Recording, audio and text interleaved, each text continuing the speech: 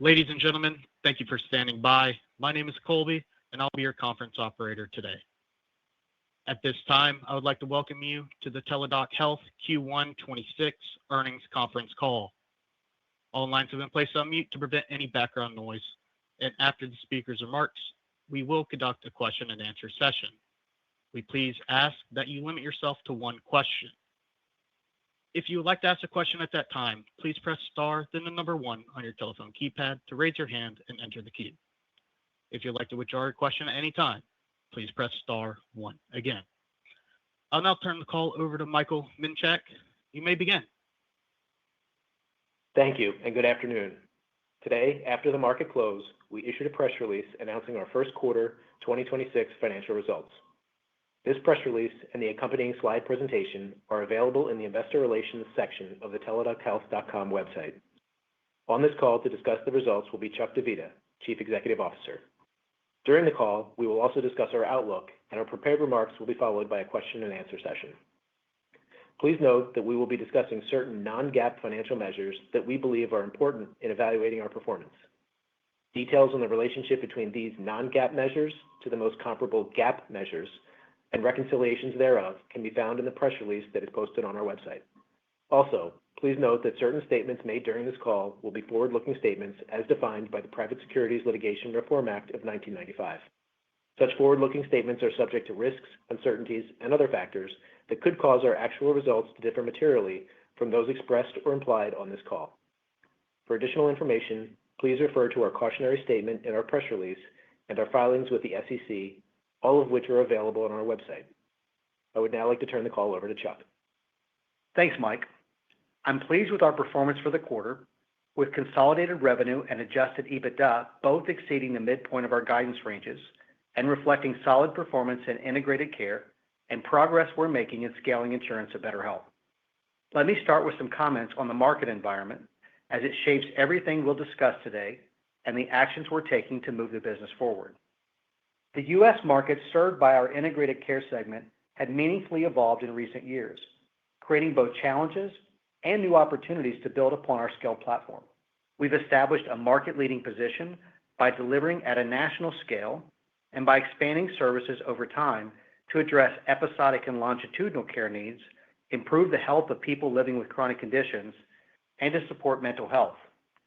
We see our ability to provide more comprehensive care at scale, positioning us well for the opportunities ahead. One of the more significant market shifts has been with client preferences moving from subscription-based access towards visit-based arrangements and are more in line with the fee-for-service construct of the U.S. healthcare system. While this shift has created some near-term changes to our model, we've embraced it as an opportunity to expand our role and the impact we can have through each visit and interaction with Teladoc Health. For example, earlier this year, we significantly enhanced our flagship 24/7 care offering, broadening the conditions we can address, bringing specialist support to our treating clinicians, adding real-time prescription benefit checks, and expanding our ability to connect patients to additional in-network care as needed. Multiple health plans have added the enhanced offering already, and we expect more to follow suit. And together with other virtual care services, we expect to see a moderation in the revenue headwinds we've experienced because of the migration of subscriptions to visits and to exit the year with this moving to a net tailwind. The market for chronic care programs has also evolved in recent years, including the proliferation of point solutions that add more fragmentation. Chronic disease affects more than half of American adults and remains a major challenge for patients, health plans and employers, and the U.S. healthcare system. Clients are increasingly looking for a more comprehensive approach supporting people with chronic conditions, a shift that plays well to our strengths. Over the past several quarters, we've taken deliberate actions to strengthen our position, deepen our clinical model, and drive innovation in our products and in our capabilities. And we see advancements in artificial intelligence as an important catalyst and opportunity for us to lean into these market changes. While we've been using AI and adjacent technologies for some time, we are excited about the potential to leverage it more extensively in our business and advance how we deliver outcomes and results for our clients and the people we serve. This is why we've invested over the past year in our data infrastructure to power AI through our new Pulse Intelligence engine, as well as enhancements to our Prism Care Delivery platform used by our providers. By doing so, we are turning our extensive data and AI-driven insights into action as we engage with patients and support their needs. Combined with our deep clinical expertise, our range of services, and trusted relationships with clients, we can deploy AI responsibly and effectively in a virtual native healthcare setting. And to bring all of this together for the market, we are actively developing new products for release later this year that leverage the full breadth of our clinical services and our AI-enabled capabilities in a comprehensive solution. We believe this new approach will further build on the strengths of our well-established platform, create clear market differentiation, and support sustainable growth. I look forward to providing a further update on this product innovation initiative on our second quarter call. Mental health also represents an important market, and we see strong demand for our services given the extensive unmet need out there. Mental health conditions impact over 60 million adults in the U.S., with half of those not receiving treatment, and over a third of the U.S. population living in areas with a shortage of mental health professionals. Because of this, the virtual care modality has become an essential access point, and our services an important avenue for people seeking help and support. Within integrated care alone, we generated nearly $140 million in annual revenue for mental health services in 2025 and saw further traction and growth in the first quarter of 2026. And our ability to deliver comprehensive services across virtual care, chronic conditions, and mental health to support overall health is valued by our clients and strategically important to our integrated care business. The mental health market is also important to BetterHelp, which has built a leading global position in direct-to-consumer virtual therapy. Its high brand awareness, scaled platform, and large and diverse therapist network come together to deliver an exceptional patient experience and achieve positive clinical outcomes. And having served over 6 million people since inception, BetterHelp also represents an important marketplace for mental health professionals to be matched with patients, over 90% of the time in less than 48 hours. However, with mounting pressure on BetterHelp's U.S. direct-to-consumer cash pay business, we took decisive action to enter the insurance market and move towards a more durable and balanced model. In support, we made the highly strategic acquisition of Uplift last year, securing important capabilities, talent, and a baseline of insurance contracts. The integration has gone very well, and the insurance rollout is progressing ahead of our expectations. We are live in 30 states and Washington, D.C., and have credentialed and enrolled over 6,000 providers. We've also grown insurance contracted lives to over 150 million, a 30 million increase since year-end 2025. Early engagement data is also encouraging, with insurance-covered users averaging approximately 20% more sessions than cash pay users in their first 90 days, suggesting benefits coverage is helping remove cost barriers. Funnel conversion is also stronger with covered users that enter insurance information during onboarding compared to those moving through a cash pay only flow. This is particularly important given BetterHelp's large inbound demand funnel and opportunity to convert a greater share of interested users into active ones and resulting in improved customer acquisition efficiency over time. And we're beginning to see some meaningful separation in performance between markets where insurance has been active for an extended period compared to cash-only markets. For example, in states where insurance was live by the third quarter of 2025, we're seeing a nearly 800 basis point improvement in revenue performance compared to cash pay only markets, an indication that insurance access is improving activation and helping stabilize underlying trends as markets scale. As a result of this momentum, BetterHelp's total insurance covered sessions are now running at over 14,000 per week, representing an annualized revenue run rate of over $75 million, and we now expect to exit 2026 with a run rate of $125 million or more. This further illustrates the real progress we are making in the insurance rollout and in creating a stronger position in the U.S. for BetterHelp. Markets outside the U.S. also represent an important growth opportunity for BetterHelp, contributing to solid growth in user trends and benefiting from more favorable customer acquisition costs on average. Our localized country launches in 2025 are delivering solid in-market growth, and we look to target 1 to 2 new markets for launch in the second half of 2026. Finally, operational excellence remains a key area of focus across both business segments, including operating efficiency and effectiveness. We've elevated execution and operating discipline with a clear focus on our cost structure. AI is playing a role here as well, as we continue to deploy new capabilities across our business. For example, within BetterHelp, new AI-assisted clinical documentation is reducing administrative burden so therapists can focus more on delivering care. Since launch, we've generated over 300,000 notes with strong therapist satisfaction, and more than 2,000 therapists have used it across 30,000 sessions in our insurance workflows alone. This technology is saving about 15 minutes per session and adding up to more than 4 million minutes so far. We will continue to look for ways to leverage AI and continue to focus on our cost structure more broadly. Our strategic priorities are aimed squarely at building a stronger business, supported by our financial strength and approach to capital allocation.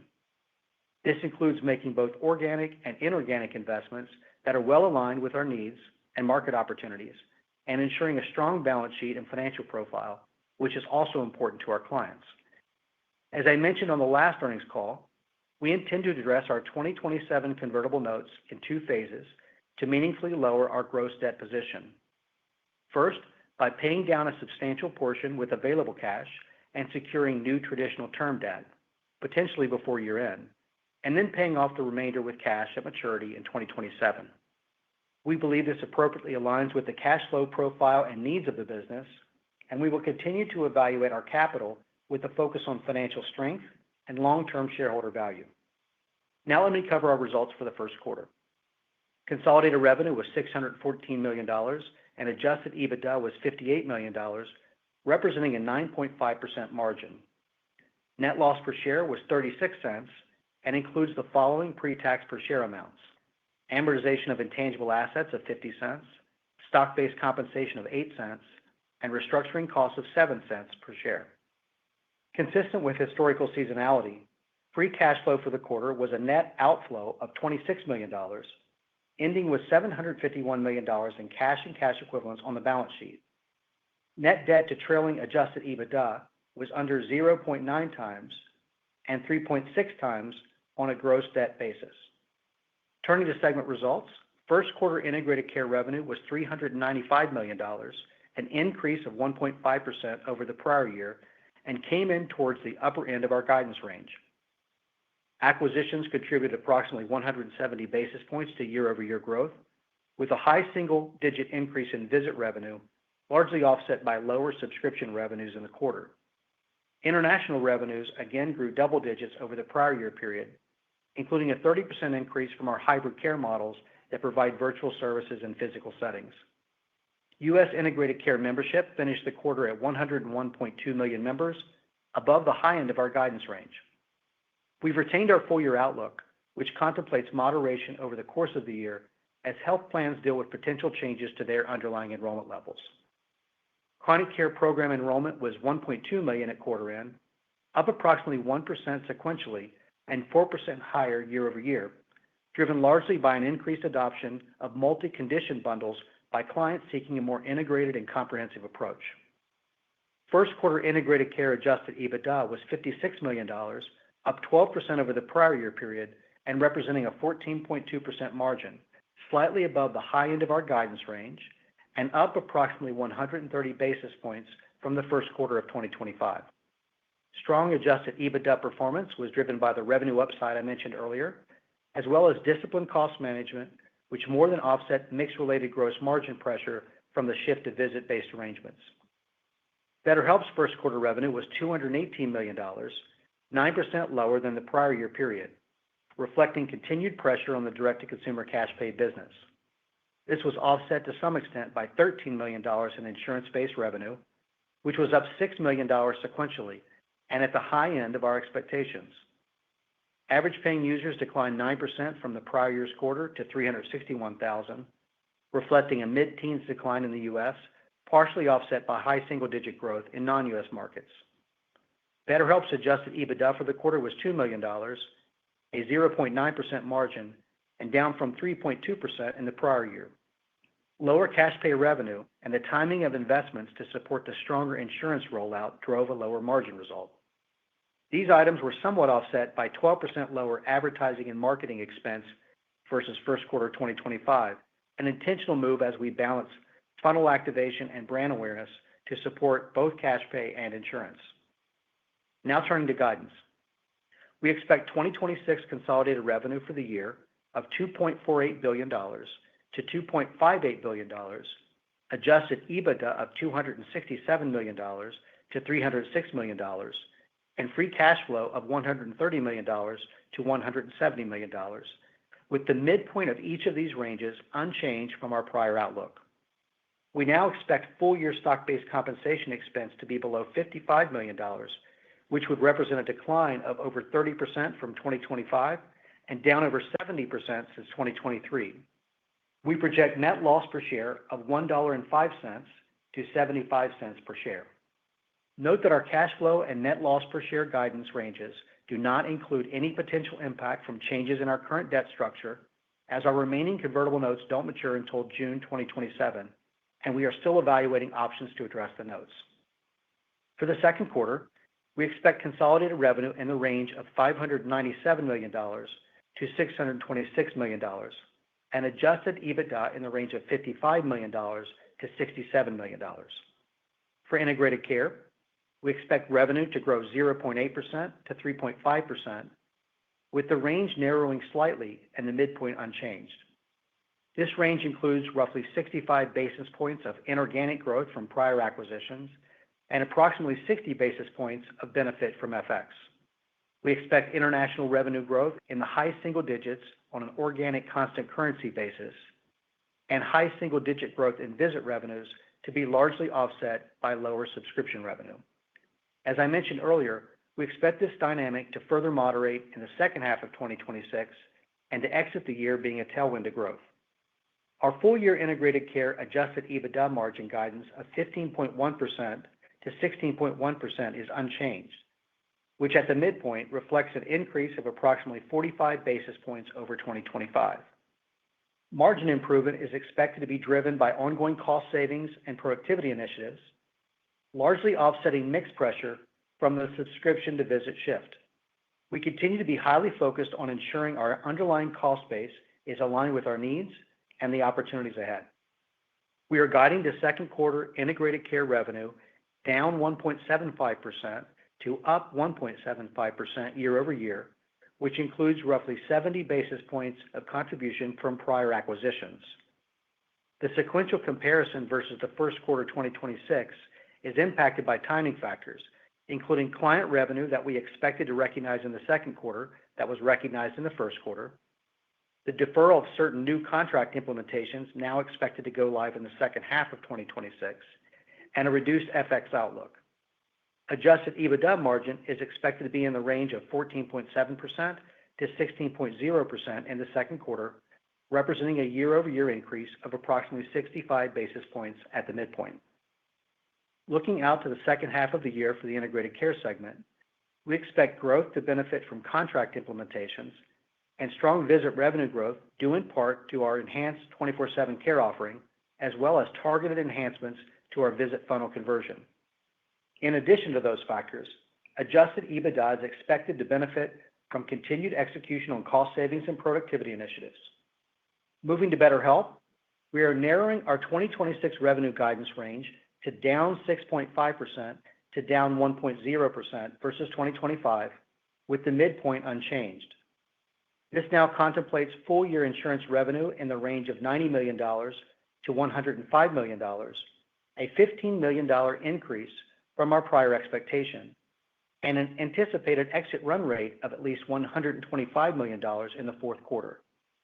Cash pay revenue reflects a continued challenging consumer backdrop, together with the impact of continued scaling of insurance and disciplined advertising and marketing spending. Our guidance for adjusted EBITDA margin of 3.0%-4.6% is unchanged versus our prior range. This reflects mixed impacts and investments to support the scaling of insurance, partially offset by the lower level of expected ad spending. For the second quarter, we are guiding the BetterHelp revenue down 11.75% to down 5.25%. At the midpoint, this reflects modest sequential growth, an early milestone reflecting progress towards stabilizing the business. This contemplates insurance revenue in the range of $18 million to $22 million in the quarter, up over 50% sequentially at the midpoint. We expect an adjusted EBITDA margin of -0.5% to +1.5%, down on a year-over-year basis due to lower cash pay revenue, mixed impacts on gross margin, and continued investments to scale insurance, partially offset by lower ad spend. Looking at the balance of the year for BetterHelp, we expect continued sequential revenue growth in the third and fourth quarter, driven by higher insurance revenues and growth in non-U.S. markets, and similar seasonality with respect to adjusted EBITDA, with the fourth quarter being the highest due to lower ad spend as a result of holiday ad pricing dynamics. In closing, we are pleased with our first quarter performance and remain on track with our outlook. We are confident in the actions we are taking and encouraged by the progress across our key priorities. Our team remains highly focused on disciplined execution, and we will continue to prioritize actions to drive long-term shareholder value. With that, let's open it up for questions. Operator? We will now begin the question and answer session. Again, we please ask that you limit yourself to one question. If you'd like to ask a question, please press star, then the number one on your telephone keypad to raise your hand and enter the queue. If you'd like to withdraw your question at any time, simply press star one again. We'll pause just for a moment to compile the roster. Your first question comes from David Roman with Goldman Sachs. Your line is open. Good afternoon, Chuck, and thank you for taking the question here. Maybe I'll just pick up on something where I think you made in your last remarks there around stabilizing the business here reflected in your second quarter guidance for integrated care. Maybe just talk a little bit more about the return to growth here that you're contemplating, and if you're at a point now where you think that's on a sustainable trajectory, and then maybe just if you could give us a little bit of help here on the BetterHelp side, what you're looking for in calling kind of a turn in growth trajectory in that business. Yeah, thanks, David. Thanks for the question. I think on the integrated care side, and I'll ask Mike to talk a little bit about some of the puts and takes in the first quarter as well as the second quarter guidance. But in terms of how we look at the rest of the year, there's a few things that I think are important to point out. First of all, we've talked about this for a while. I talked about it in my prepared remarks, but this mix shift from subscriptions to visit has been pretty dramatic. Just a few years ago, 70% of the revenues of the company, the membership that we had of the company was in subscription-based models and 30% in visit-based models. Just a few years later, and as we exit 2026, that's going to flip. We'll have about 70% of the memberships in visit-based arrangements versus subscription-based arrangements. So as we see that dynamic play out, and including with some of the new product innovations I mentioned earlier, we're going to see that move to a net tailwind, and you'll start to see that a bit in the third quarter and in the fourth quarter. Now, in the second quarter, it's still a net tailwind, and you're seeing that in the numbers. Let me ask Mike to comment a little bit on the first quarter and second quarter guidance, and then I'll come back on BetterHelp. Yeah, thanks, Chuck. So if we look at the first quarter, I would say we had a nice beat versus the midpoint of the guidance range, and I would say about a third of that was due to timing and non-recurring factors. And then the other part was due to good execution across the business. The timing factors, we did have a pull forward from an earlier booking that benefited the first quarter and is not recurring in the second quarter, so that was pulled forward. The second is we've had a few contract implementations that we were anticipating in the second quarter that are now expected to occur in the second half. And I'd say the third factor is slightly lower FX impact relative to what we had previously assumed in the second quarter. So I would say if you adjust for those factors, the impact of those was, I would say, a few $1 million. The sequential progression from the first to second quarter would look more consistent. And then I would say just, we had indicated last quarter that, in terms of the first half versus the second half revenue split for integrated care in 2026, we had expected to be slightly more weighted to the second half relative to 2025, although generally consistent with the average split over the past few years. we still expect that to be the case. Those are some of the dynamics that are impacting the first and second quarter and then the full year. Yeah, and then one additional thing on integrated care, as I mentioned earlier, it's really about driving greater value for our clients, and we've been very focused on product innovation, and you've seen some of that roll out. I'm excited about the work that we've got going on right now for some new comprehensive solutions to roll out later in the year, really to lean into the core strengths we have as a company, be able to show up more comprehensively for our clients, and the combination of this change in mix that's occurring as well as these new product innovations is really how we're going to drive growth in integrated care, of course, as well as our growing international position. In BetterHelp, the insurance entry point is going very, very well. We're excited about how that is scaling. We think that, as we progress through the year, we're going to continue to see that grow as well as start to moderate. And I mentioned in my prepared remarks some of the moderation we're seeing in some states that have been live, really since the third quarter of last year, and the lift we're seeing in revenue there as a result. So we're seeing some market stabilization. We're seeing early signs that the availability of insurance is taking down that cost barrier. So we're seeing more sessions.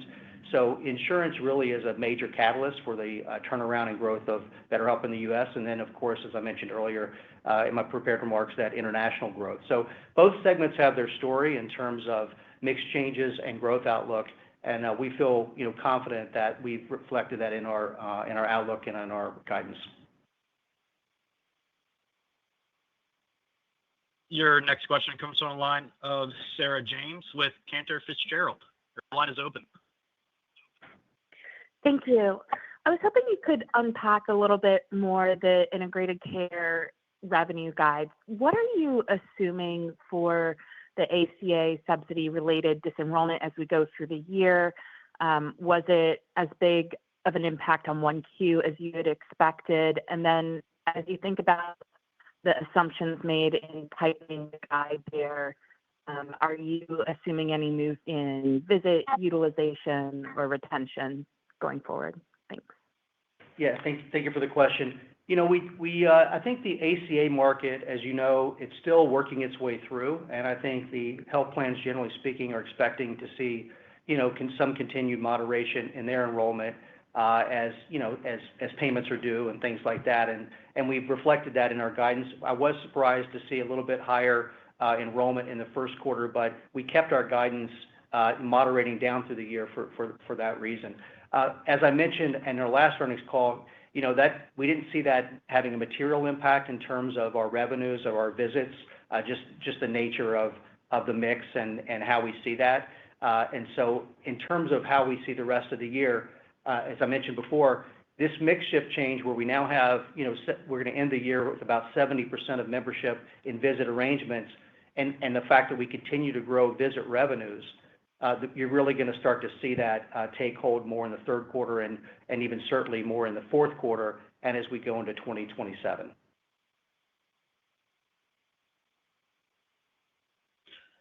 Your next question comes from the line of Daniel Grosslight with Citi. Your line is open.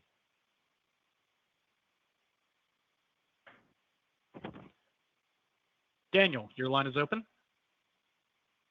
Hi, sorry, I was on mute. Thanks for taking the question. I want to go back to the BetterHelp insurance rollout. Seems to be going a bit better than expectations, maybe at the high end of expectations. With a few quarters under your belt now, I'm curious what the biggest drivers of upside have been, and maybe what have some surprises on the downside been for you as conversion and cannibalization progressed as you had anticipated, really. And then I guess on top of that, given the success of the insurance business and the continued weakness in the DTC business, I'm curious if that changes the calculus at all on retaining the DTC business.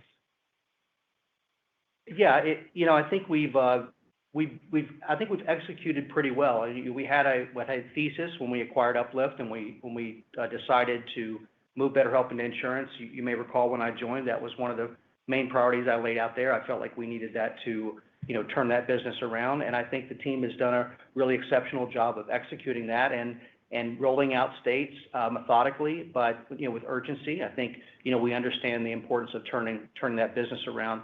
So I think we've been, I wouldn't say overly surprised, but pleasantly surprised that as consumers are able to come through and see that they have insurance coverage available to them, that it's driving more funnel conversion. Once they're with the program, higher number of sessions than we're seeing with cash pay, and we're seeing the markets that we're live in, for an extended period of time, start to move the needle in terms of overall revenues, which speaks to the cannibalization point. So I think that's been a nice surprise, although I think we were intending to execute that well. I think one of the challenges we have in insurance is we've got to make sure that we've got the right therapist capacity to meet the demand. I mean, BetterHelp comes at this from a pretty large market position, so we want to make sure we've got the therapist coverage. As I mentioned in my prepared remarks, we've now credentialed and enrolled over 6,000 providers, and BetterHelp has a large therapist network of over 30,000 in its consumer cash pay business. So we're just urgently activating that, making sure we've got the right provider network to do it. So that's probably been one of the more significant constraints to your point. When you say retaining our direct-to-consumer business, I do believe, again, our starting point is a little different from others in this space because we have such a substantial market position in consumers and because there's so much unmet need out there. I don't see necessarily that us turning off that consumer channel. We think it's important. However, I do believe we're going to see this continued growth in insurance, not just in 2026, but as we go into 2027, and ultimately in the U.S., seeing insurance surpass consumer. So, we'll revisit that at an appropriate time, but for now, we think being able to offer that on a consumer basis, cash pay basis, as well as scaling insurance, is the right thing for the business right now.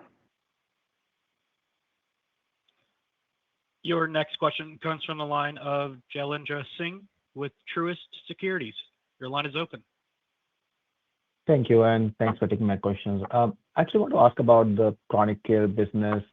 Chuck, would you describe that the worst is behind, given the momentum you seem to be seeing there, kind of some stabilization? And I know it is early in terms of selling season, but can you share anything in terms of early reads on the selling season, any color on RFP trends, demand environment, or type of offerings you're seeing most interest? Yeah, I'll touch on the selling season first. I would say, generally speaking, the environment is similar to what I've spoken about previously. Just as a reminder, last year we saw good overall results in the employer channels, really across our solutions, and ongoing challenges in the health plan space, with all the macro challenges going on there. But we did have some nice wins and some expansions, but some pressure as well. I would say it's early in the year to be definitive around the selling season outlook, but I'm encouraged by some of the things we're seeing. We're about in the same place we were last year, but we're seeing some higher win ratios and things like that. And we're also having good strategic conversations with our clients.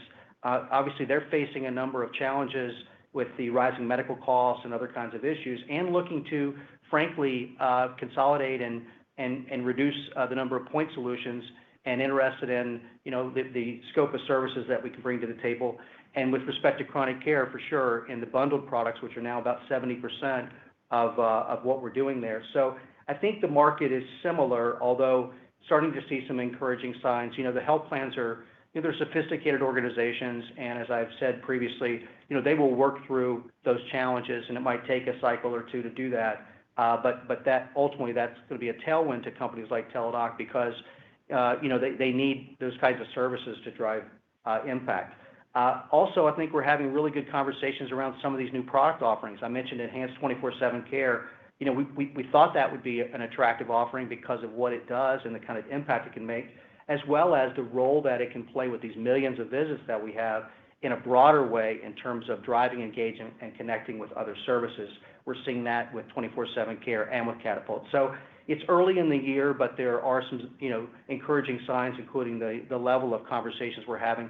The last thing I would say, is as we think about product innovation and really driving an increased level of value, that's ultimately what is going to make a difference here. And I think over time, the scope of our services and the fact that we can come at this as a provider organization resonates, and I think it will continue to resonate with the customers. Your next question comes from the line of Jessica Tassan with Piper Sandler. Your line is open. Hi, guys. Thank you for taking the question. I want to just follow up on Jailendra. When you all say that we are in the same place as we were last year, is that referring to chronic care? So just implying flat revenue year over year in that subsegment? And then just if that's the case, how are you guys thinking about product innovation in that category specifically for 2027? And as your posture just on kind of GLP-1 comprehensive prescribing and administration maintenance, a product oriented towards that, has your kind of philosophy changed at all just in light of the extension of the bridge model and just proliferation of the category? Thanks. Yeah, thanks for the questions. First of all, my comments to Jailendra were really about the selling season and where we are at this point in time. Obviously, it's early and having conversations and building the pipeline. So that's really what I was referring to there. In chronic care, we've got some exciting innovations that we're working on and really taking what I would call a more population-oriented view, where we can really bring to bear the breadth of the clinical services that we have across our offerings, bring them together, leverage the data and AI that we've built, and I can touch a little bit more on that later, but be able to bring that to the market in a way that is going to allow them to consolidate some of the services as well as drive stronger outcome for them. In terms of GLP-1s, that market, as you know, has evolved. And of course, it's on the minds of employers and health plans for sure. And I think many continue to try to figure that out. We've seen a lot of changes in terms of capacity and pricing and different modalities and things like that coming to market. We've come at this throughout that whole time really from a clinical point of view and making sure that we're focused on patient care and outcomes and not on prescribing per se. So we think that's the right place to be for our clients, and the wraparound services we have, as well as our ability to prescribe, I think resonates. So again, this weight and obesity management space is something that we've been in for some time. We continue to look for ways to reach patients. We've got these arrangements we've done with Gift Health and Lilly and those kinds of things. So I think our product portfolio is pretty well positioned, but ultimately the product innovation I mentioned, I think is going to go broader than just weight management. Your next question comes from Sean Dodge with BMO Capital Markets. Your line is open. Great. Thanks for taking our questions. It's Chris Charlton on for Sean here. On the integrated care side, there's been a lot of work being done here to recently monetize the members added over the past few years. And I know you've talked about some of the dynamics with to visit-based revenues, but where else are you seeing good traction so far on some of the initiatives that you've been rolling out here broadly? And then what are some of the next steps as we kind of get deeper into the year to kind of continue to drive the revenue growth here in the back of the year? Thanks. Yeah, thank you. Well, I mean, look, the virtual care part of our business is very important. And, in addition to the mix changes I mentioned, the new 24/7 enhanced care offering really broadens the level of, the services that we can provide, helps address things, in the visit that, maybe previously required a specialist referral, those kinds of things, and using it as a way to connect to other services. For example, making sure that that care provider is aware that someone's eligible for one of our chronic care programs, and if it's appropriate for them, making them aware of it. We've connected that in with Catapult, acquisition we made last year, where we can, in those kinds of moments, make sure that if there's a need that we can connect them to the other services we have. So I think a lot of those kinds of things, really, we're trying to take this scaled platform that we have, the integrated approach, and look for all those activation points where maybe perhaps we weren't connecting all the dots or weren't able to benefit from that, or the patients weren't aware. I think the innovation that we're driving beyond 24/7 care, I think is going to make a real difference here. These chronic care programs that are out there, it's become a highly competitive, a crowded space, a lot of point solutions out there, and there's a lot of point solution fatigue. So the fact that we can show up and do a multitude of things for the patient, and then in turn demonstrate to the client the value of all those things together, ultimately is how we're going to drive growth in chronic care. Your next question comes from the line of Charles Rhyee with TD Cowen. Your line is open. Yeah, thanks for taking the question. I just wanted to follow up a little bit. Chuck, you were saying that in the states that you have launched the insurance product, you're seeing stabilization of the business.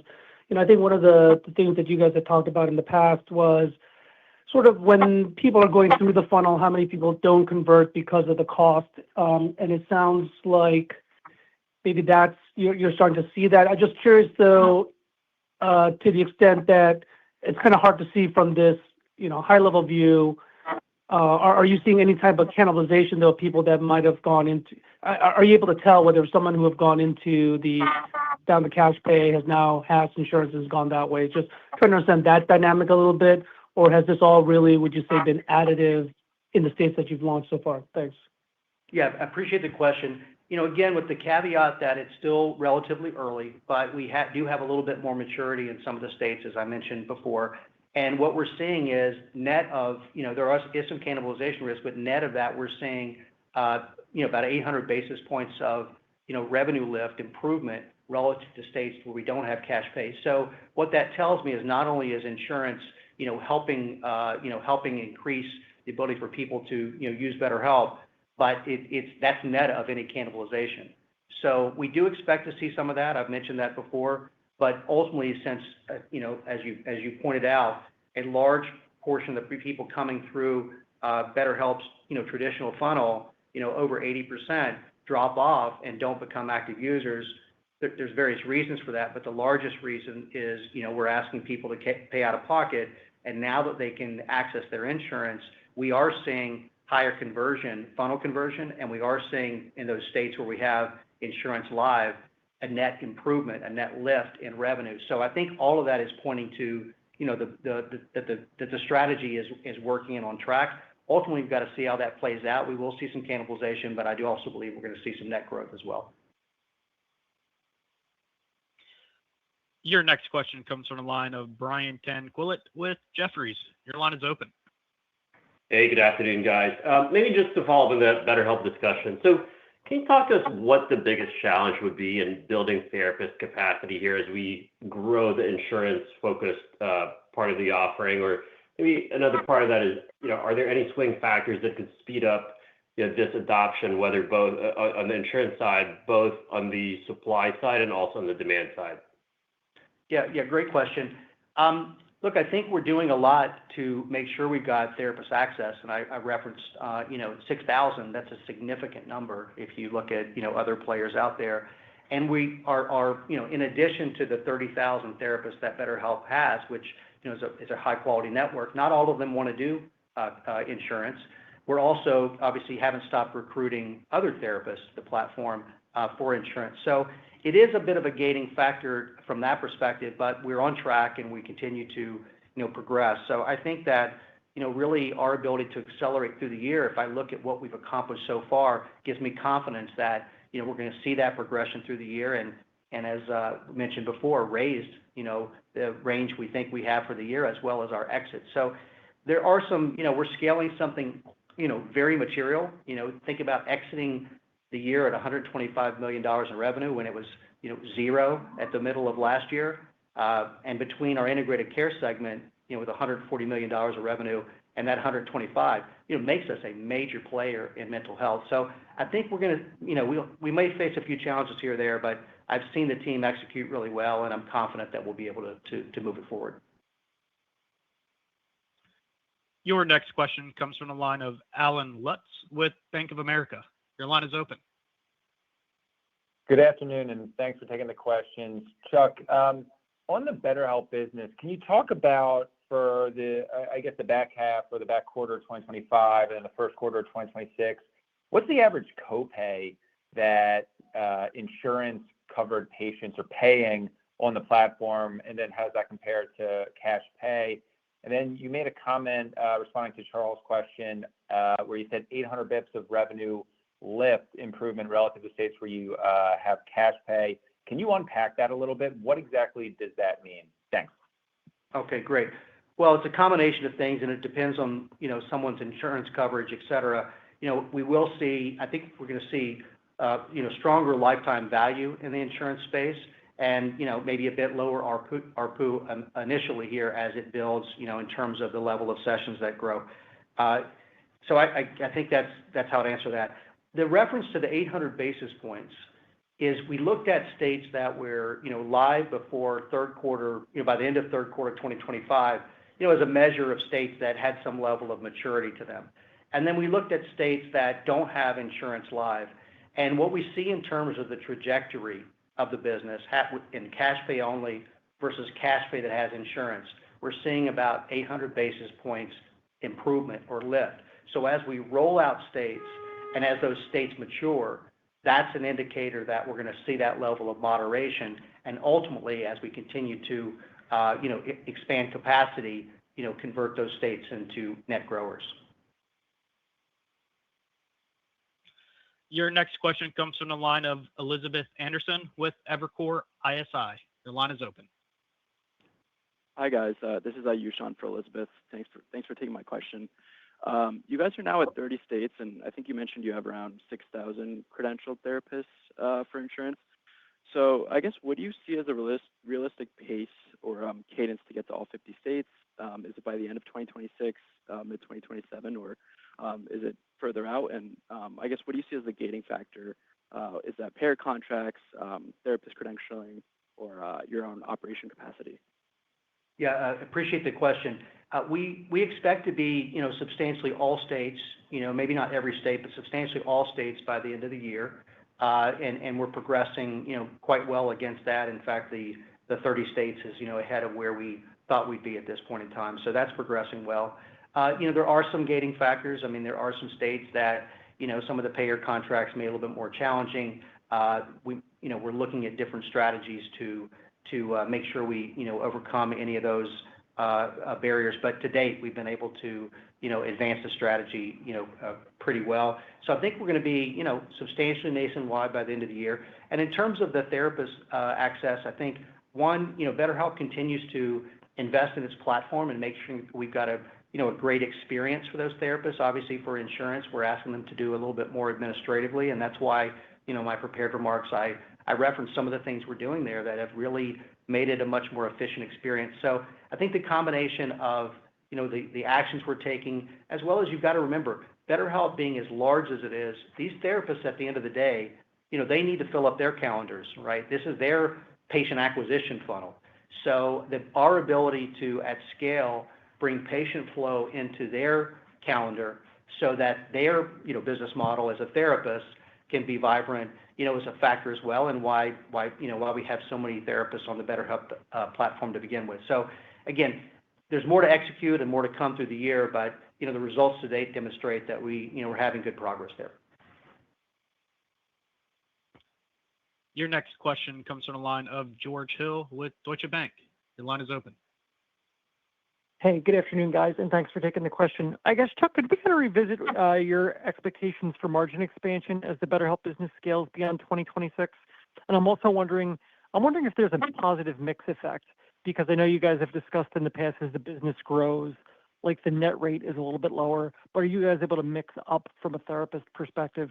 And just trying to think about how that business evolves as insurance coverage expands. Thank you. Yeah, I appreciate the question. There's a few things in that. Obviously, right now, we're in build mode and expansion mode. So, that's pressuring the near-term margins as we, invest to scale. And because we're ahead of where we thought we'd be, we want to continue to do that. Ultimately, as that matures, we do believe we're going to see a margin profile that certainly expands from where we are right now. And I think that between the consumer channel and the insurance part of the business will give us an opportunity for margin expansion as we get operating leverage.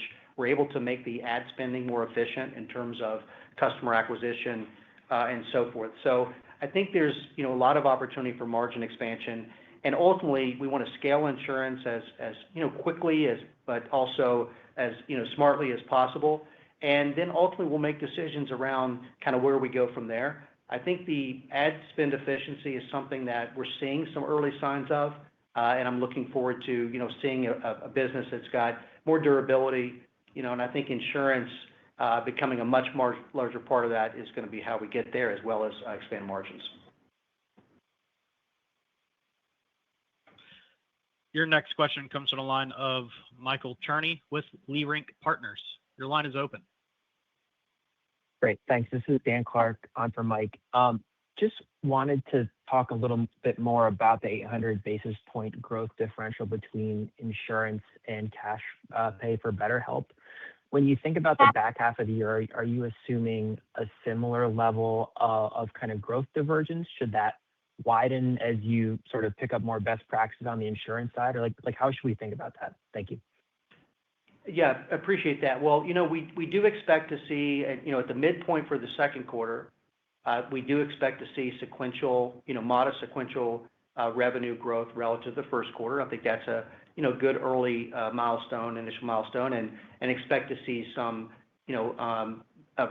marginal revenue growth in the third quarter and the fourth quarter. And a lot of that is really driven by insurance and scaling out to more states and the ability to expand the number of sessions that we have per user. I referenced that a little bit in the prepared remarks. So the combination of getting it live, getting the therapist capacity there, and being able to treat people and care for people, where the cost barrier has come down, all of those things are going to come together in terms of how we see revenue growth.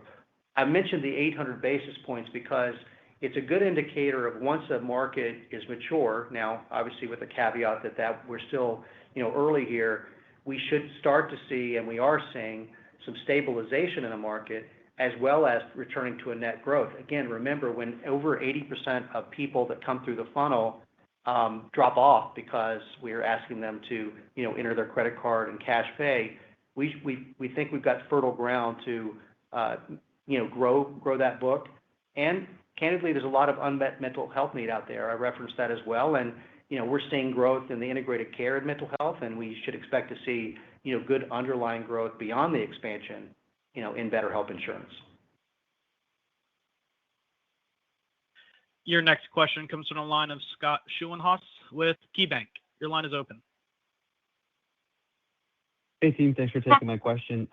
I wanted to go back to chronic care. So it sounds like you have more announcements on the product cycle coming up for us, which is exciting. And it also sounds like you're able to get new customers coming in that want to consolidate from multiple point solutions to one vendor with multiple chronic conditions like you guys. And then it also sounds like you're engaging more with your current customers using the 24/7 platform and leveraging AI. I wanted to talk more about the margin of this business going forward, given those considerations.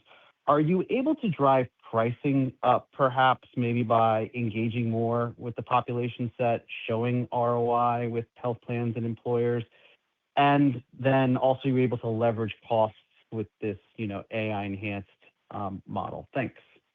Well, great question, and you've said a lot in that question. That would be my response. I mean, certainly the chronic care programs of today, we've continued to enhance those. And the way those work, there's a significant amount of recruitables that we're able to go after and obviously market to them and enroll them and serve them. And there's a cost to that. And so the more that our products can not only be efficient, but continue to speak to the needs of the patient more comprehensively, as well as to the needs of the client, over time, we should be able to be more efficient at what we're doing there. So there is an economic model, and we think there's opportunity for, strong margins there as well. I think the point about ROI for our clients, ultimately over time, our ability to demonstrate that and back it up for our clients is really what is needed. So I think the leverage you mentioned actually in your question is the ones that I would respond to.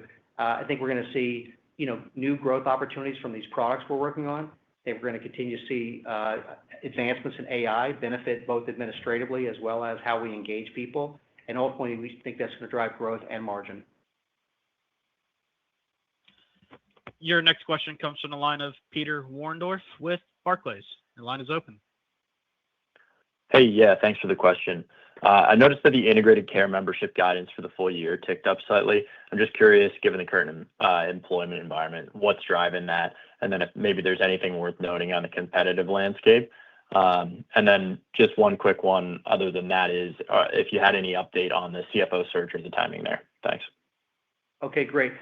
We did see in the first quarter, outperformance relative to our earlier guidance on membership, although we've maintained our full-year guide for membership, which we expect to moderate downward for the reasons that I know you're well aware. The Affordable Care Act, the expiration of enhanced subsidies, there's changes in Medicaid, and some of the pressures on Medicare. So we are expecting that to moderate downward on that. The competitive environment, we operate in very competitive markets. I think the innovations that we're doing really have distinguished our enhanced 24/7 care and in a way that is very difficult for others to match.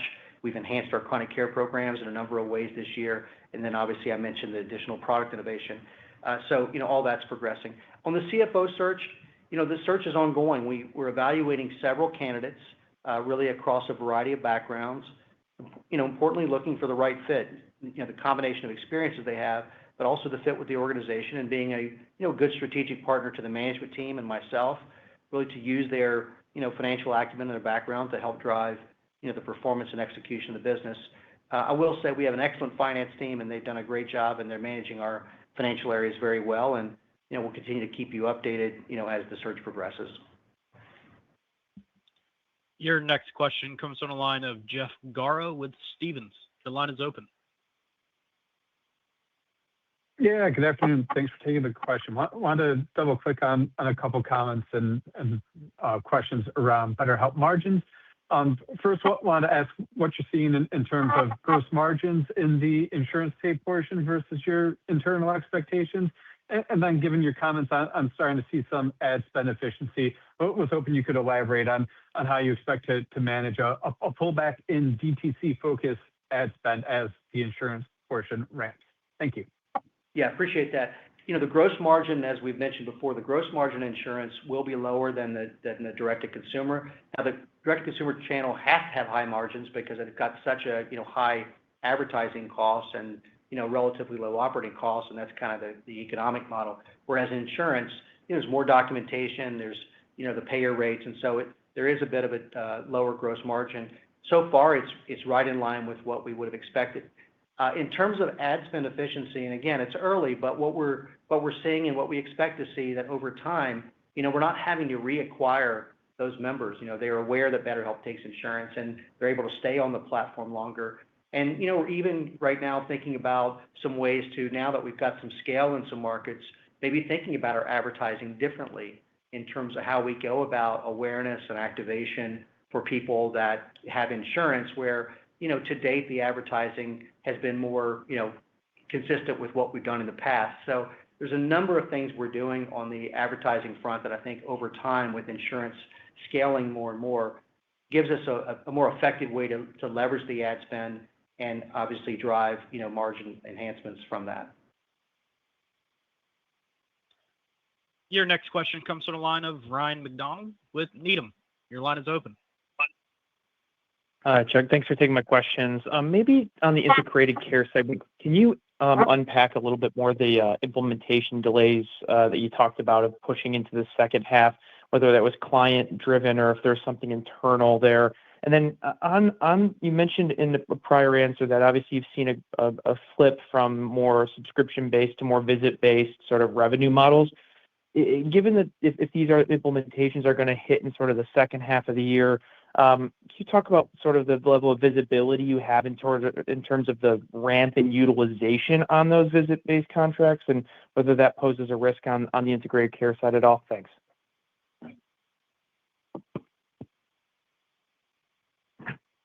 They're moving forward. We don't have concerns at this point that they're not going to go live. It was more of a timing thing in terms of requirements that they had to get through. So we feel good about that. This move from subscription models to visits, as I mentioned before, very significant move over the last few years. It really can't be understated. And I've talked about not only what the impact that's made, but how we see that progressing. And now we believe that we're going to end 2026 it being a net tailwind and 70% of the membership being in a visit arrangement, and we continue to grow visit revenues. So I think that's going to work its way through. With these client delays, we've got good line of sight to the ability to implement those in the second half.